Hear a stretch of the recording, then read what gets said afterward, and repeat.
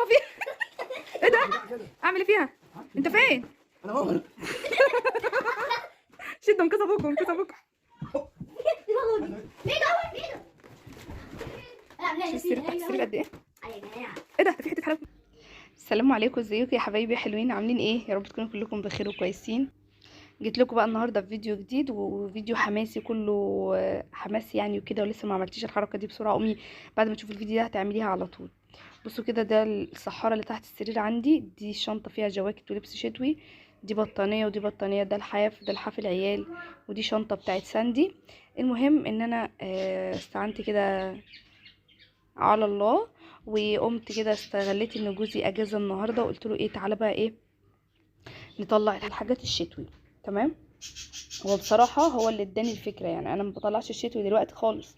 يعني انا مثلا المفروض بطلع الشتوي على شهر 12 كده، نص 12 بلبس الولاد، بس انا طلعت للولاد دي يعني لبس شتوي علشان هم بيلبسوا خريفي مثلا، شتوي قطعه واحده كده تكون بكم، عشان طبعا الجو يسقع شويه. لكن بالنسبه لي انا لسه مصيفه والله العظيم لحد دلوقتي. بس هو قال لي، قلت له طب خلاص انا مش عايزه اعمله دلوقتي. راح قال لي طب عشان انا اجازه النهارده ومش عارف بقى ايه، هعرف اشيل لك المرتبه واعمل لك الحاجات دي تاني امتى يعني. بصوا، انا عشان كده يعني ما بعرفش اعمل لوحدي، لان المرتبه دي تقيله جدا. فهو ربنا يبارك فيه ويديه الصحه يا رب، هو اللي بيشيلها لي. بوريكم فساتين السواريه، بقول لهم هتوحشوني، باي باي، هدخلكم بقى على طول. طبعا الفساتين دي كلها صيفي، فبدخلها كلها مع الحاجات الايه، حاجات الصيف. فبعرفش اشيل المرتبه، فبستغل ان هو موجود، فبيشيل لي مثلا المرتبه، بيشيل لي الواحده بتاعه السرير. لو في مثلا شنطه تقيله ولا حاجه محتاجه ان انا اشيلها او احطها بيشيلها لي. زي الشنطه البيضه اللي انا بطلع منها الهدوم دي كده، دي ما بعرفش اشيلها ولا احطها، بتبقى مليانه ما شاء الله هدوم صيفي او شتوي. ماشي، لان انا هحط فيها دلوقتي الصيفي، فبتبقى تقيله. ماشي، فهو بقى بيساعدني بقى في كده يعني. عشان كده انا ممكن اكون بتاخر في تطليع الهدوم الشتوي بتاعتي انا شويه، بتاعت انا وهو يعني في الدولاب ده. طبعا هي اول شنطه قابلتني الحمد لله، الشنطه اللي فيها الجواكت بتاعتي وبتاعته.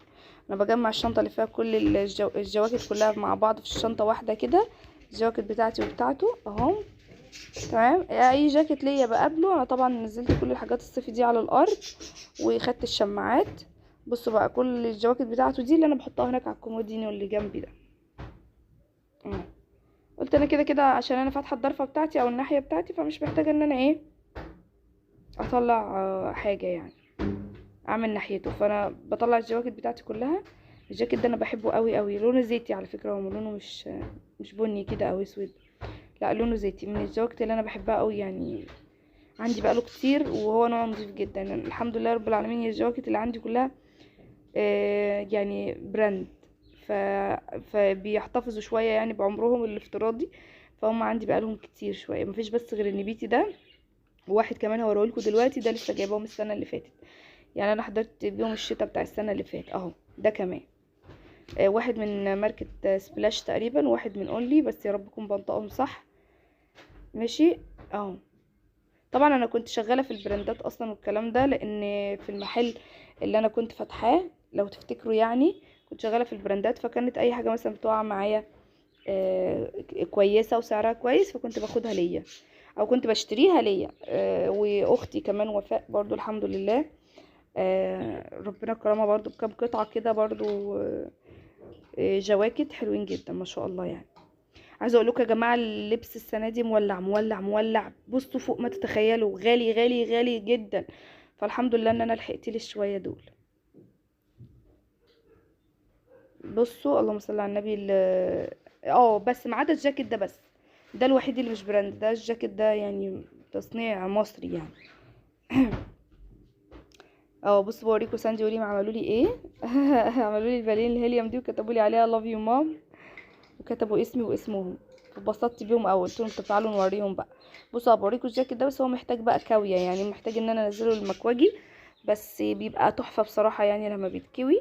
بلبس عليه مثلا بنطلون كحلي او اسود، والهاف بوت عندي هاف بوت اسود كده بكعب حلو قوي قوي، بيبقى شياكه بصراحه. او كوتشي، عندي كوتشي لونه ابيض وفيه اللون المستردة ده، فبيبقى تحفه بصراحه يعني عليه. عندي بقى كام فستان كده برضو اهو. الفستان ده صوف، عايزه اقول لكم بيدفي بطريقه غبيه والله العظيم يا جماعه. كنت جايبه ده ب150 جنيه، مش هتصدقوا، من حوالي 3 سنين كده او سنتين، قبل خطوبه وفاء اختي بحاجه بسيطه كده. جبت ده اول حاجه، جبت ده ماشي، فعجبني جدا، قماشته حلوه وبيدفي حلو بطريقه غبيه. بصوا اوريكم الجاكيت ده برضو. كل الجواكت الحمد لله اللي عندي براندات، كلها حاجات محترمه ونظيفه، شيك جدا في اللبس، وكمان تقيله جدا وبتدفي. بحب البراندات عشان لو هي مش تقيله بس القماشه بتاعتها بتدفي. يعني ممكن تبقى مثلا الجاكيت او القطعه خفيفه بس بتدفي، مش عارفه ازاي. طبعا ده بيرجع لجوده الخامه بتاعت القماشه اللي متصنع منها. والسلوبيت ده برضو براند يعني، بس ده كان جوزي جايبهولي بصراحه، يعني مره كان في السعوديه وجابهولي معاه. الجاكيت ده برضو بتاع ساندي، حلو قوي، كان السنه اللي فاتت ما كانش جاي مقاسها خالص، فانا دهت لها بقى قلت لها قيسيه. المهم ارجع مرجوعي للفساتين الكروهات اللي انا بقول لكم عليها. ده الفستان التاني اهو. فبصوا بقى، لما عجبني لبسته يوم، فلما عجبني رحت رايحه تاني يوم على طول جبت واحد كمان ليا اهو. بس بقى عيبهم ان هم طوال عليا، وانا مش عارفه ليه مش عايزه اروح اقصرهم، والله العظيم من ساعه ما جبتهم من سنتين طوال عليا، يعني بتاع 3 سم كده طول. فعايزه اروح اقصرهم، مش عارفه اروح اقصرهم او خايفه، مش عارفه والله. بس هما ما شاء الله حلوين جدا، ويا رب يا رب يا رب السنه دي يدخلوا فيا، لان هما سليم جدا يعني، جايين على الجسم بالظبط. ايام ما كنت بقى، بس الحمد لله انا حاسه ان انا زي ما انا يعني، ما زدتش بعد ولاده ميدو. بصوا الجاكيت على ساندي جميل كحكه، قلت لها ده تحفه بقى السنه دي. كده عندها بتاع 3 أو 4 جواكت يكفوها الشتا ده. واحد بتاع H&M صح، كام 5 ولا 4؟ هو اسمه ايه ده، واحد بولت ولول تنجاني. ده اللي انا طلعتهولك، ده البالتو ده.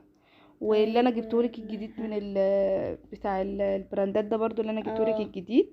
ولونه اسمه ايه ده، واللي لونه التاني بينك، برضو. ولونه بينك بتاع H&M. مم. وايه تاني؟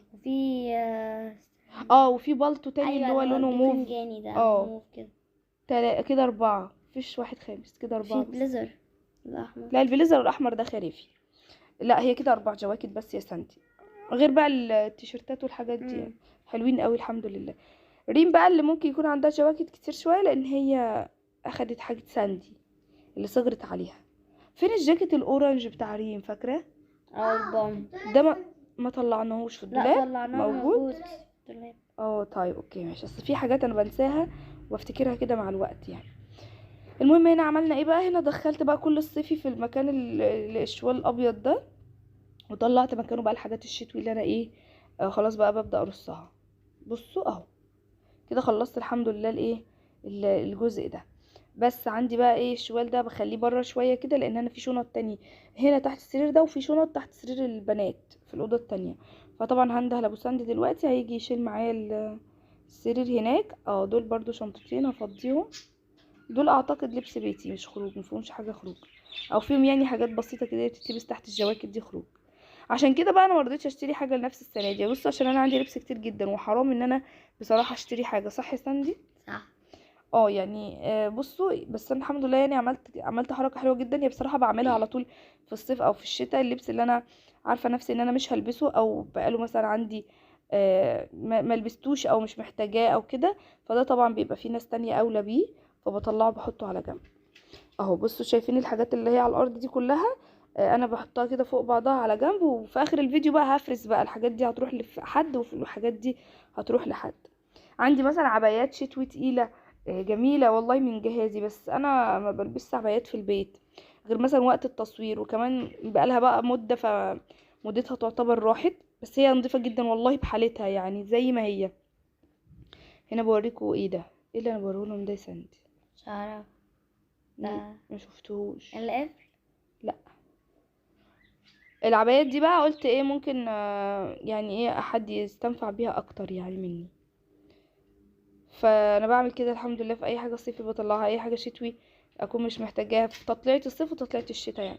بفضي مكان شويه في الدولاب عندي ما شاء الله. بص الدولاب، هو هدوم الشتوي بقى بحبهاش عشان كده، لان بتحط قطعتين في الدولاب خلاص مالوا الضرفه، صح يا ساندي؟ لكن الصيفي تحطي مهما تحطي بيبقى في مكانه وراح اهو. ايوه دي بيجامه انا كنت بلبسها السنه اللي فاتت لما كنت حامل، بس كبيره جدا. جوزي برضو كان جايبها لي، بس مش عارفه كان شايفني تخينه قوي كده ازاي يعني.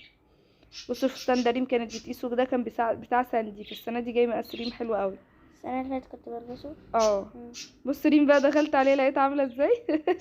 لابسه او ما اعرفش اسمه ايه، اسمه عقال تقريبا، واللي هي اللي بتاع الشال ده سعودي هو، فعماله تغني بقى ايه يا مملكتنا الحبيبه يا سعودي. والله ده انت قلبتي سعودي كده ليه؟ فقلت لها بقى تعالى صورك اوريكي. بصوا هنا انا بوريكم بقى رصيد دولابي، ورصيد دولاب ابو ساندي برضو اهو. هو مش كله يعني لان في حاجات. بص فاكره الحته دي، فاكره الموقف ده. بقول لها افتحي الضرفه دي، تروح تفتح الناحيه التانية، قعدت اصرخ بقى ساندي قعدت تضحك. الحمد لله ان انا لغيت الصوت على الفيديو ده. في حاجات بقى بتاعت ابو ساندي لسه في السرير بتاع البنات. المهم ان انا اخدتها ورصيتها الحمد لله هناك اهي في الدولاب مرصوصه تمام. ودول بقى الحاجات اللي انا بقول لكم هطلعهم ان شاء الله لله. ف ف مش عارفه اتكلم. كله بس انا شفت شيرين بتعمل الحركات دي غير دلوقتي. فايه اللهم صل على النبي، جبت شنطه بقى للحاجات انا قلت لكم هفرزها، في حاجات هتروح لحد وفي حاجات تاني هتروح لحد تاني اهو. يعني ما شاء الله والله كلها حاجات نظيفه ومحترمه برضو. بس هي اللي هي ايه انا ما لبستها مش هلبسها، انا عارفه نفسي. وبرضو ابو ساندي اهو.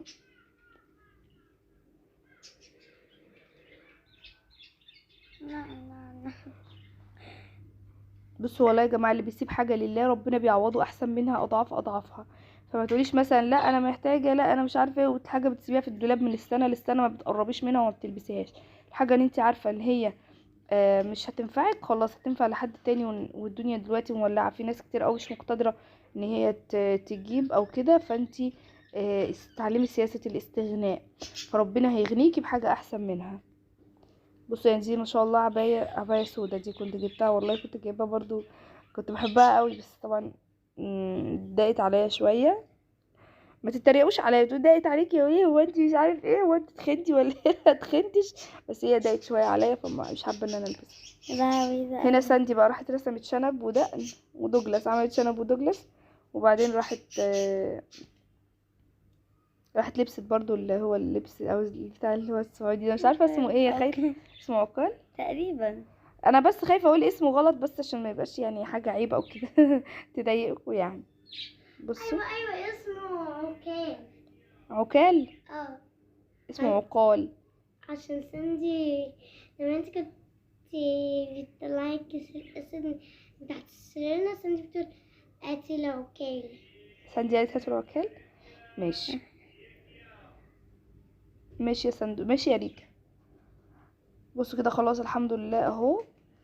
دي الشنطه دي هحطها على جنب، والشنطه التانية دي بس هحطها في شنطه سودا تانية.